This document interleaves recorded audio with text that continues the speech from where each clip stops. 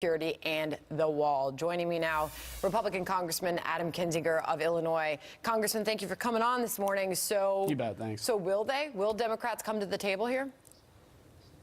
Probably not. I mean, they have a clock, so basically on January 3rd they take over. So I think it's in their interest to placate their far left to probably go into government shutdown. And America has a right to this wall money because that's what the president ran on. It was one of his signature issues.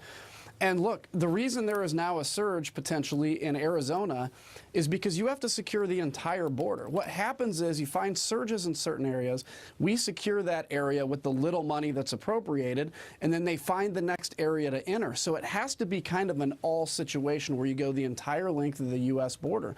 And we also need elements of the government all working together. For instance, the Army and the Air National Guard. The plane I fly, the RC-26, is well equipped for the border and was requested by the administration and was told by the Air National Guard they were unavailable for whatever reason because of their own bureaucratic issues. If all aspects of the government work together and we give the money that's needed, we can secure it, and then we can fix our generous immigration system that we have. Yeah, you obviously sound very passionate about all of this. Nancy Pelosi yesterday on border wall funding. Listen. To support some degree of wall funding if you got a permanent, bona fide solution to undock? No. Why not?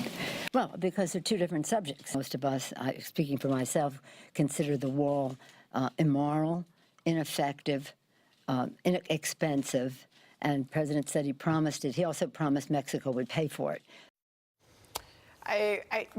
Where do you think ultimately she's going with this? And I wanted to get your response to that.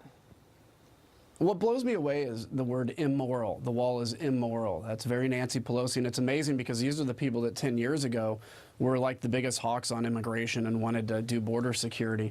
Where I think it's going, again, you have the Bernie Sanders, Elizabeth Warren, far left wing of their base that they have to placate. So they're not going to give anything. And what breaks my heart, Sandra, honestly, is I want full immigration reform. I want comprehensive immigration reform. I want to solve the Dreamer situation. You're not going to do that until you get border security, because border security is the thing that creates a generous immigration system, because now we can say that we can open our doors to people through a legal system because we have control of folks that are coming here illegally. It's harming the people that want to play by the rules. This is an easy thing to do. It doesn't have to be all about just whacking the president on this issue.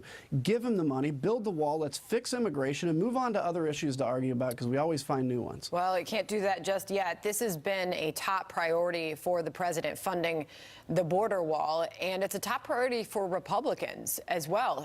What is at stake here for both the president and your party, Congressman?